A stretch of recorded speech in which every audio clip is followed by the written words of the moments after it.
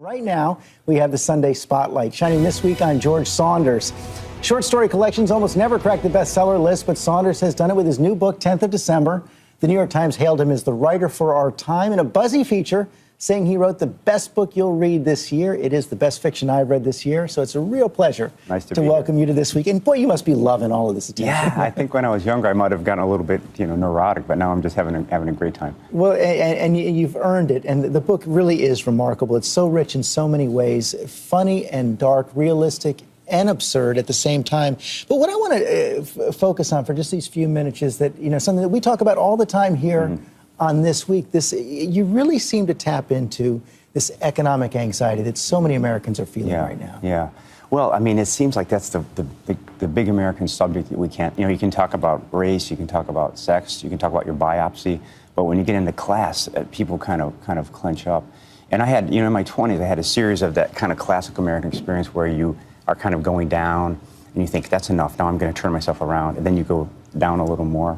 So I think that kind of had a tenderizing effect and kind of... You say when you started that, in that experience, you were an Ayn Rand guy, you said. I very much was. I went to the School of Mines in Colorado, and kind of a dull-witted, sort of vaguely right-wing kind of person who didn't really know much about politics. And then I went to Asia in the oil business, and that really opened up my eyes to, to suffering and to the fact that wealth doesn't necessarily indicate that you are virtuous. It just sort of an element of luck and so on. And one of the things you write about, I think the phrases you've said is the absence of wealth creates an erosion of grace. Right. Or as Terry Eagleton put it, capitalism plunders the sensuality of the body, So fiction isn't actually a great propaganda tool. Often the first impulse of a writer is kind of to pull up the big manure truck of his ideas and his politics and just sort of stand there, reader, and dump it.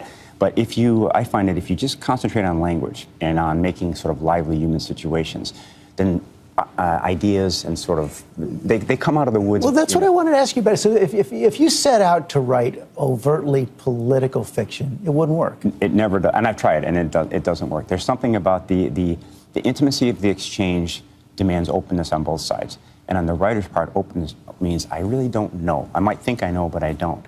And it's weird because the way to get to those ideas is through the language, paying close attention to phrases and sentences.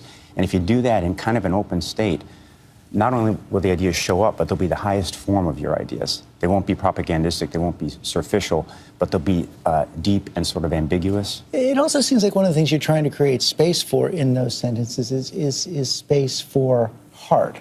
Yes. And that's another way of reaching across our divides. That's right. I love that Longfellow quote, which I'll probably mangle, but it said, if we could look into the secret histories of our enemies, we would find sufficient suffering and sorrow to disarm our hostility.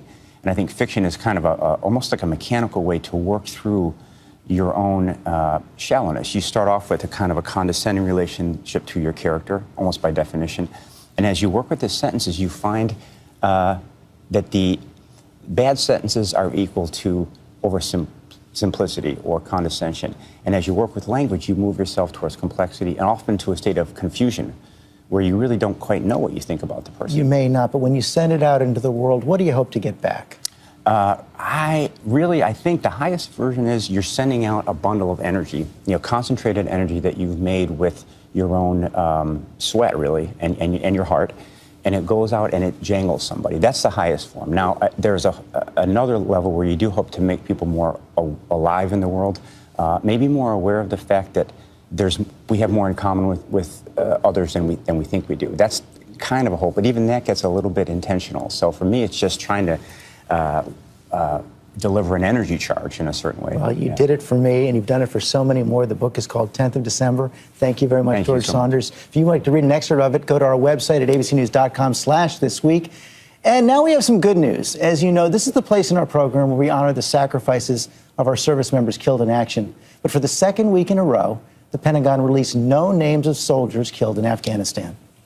That is all for us today. Thanks for sharing part of your Sunday with us. Check out World News with David Muir tonight, and join us Tuesday night when Diane Sawyer and I will anchor complete coverage of the State of the Union starting at 9 p.m. Eastern. I'll see you tomorrow on GMA.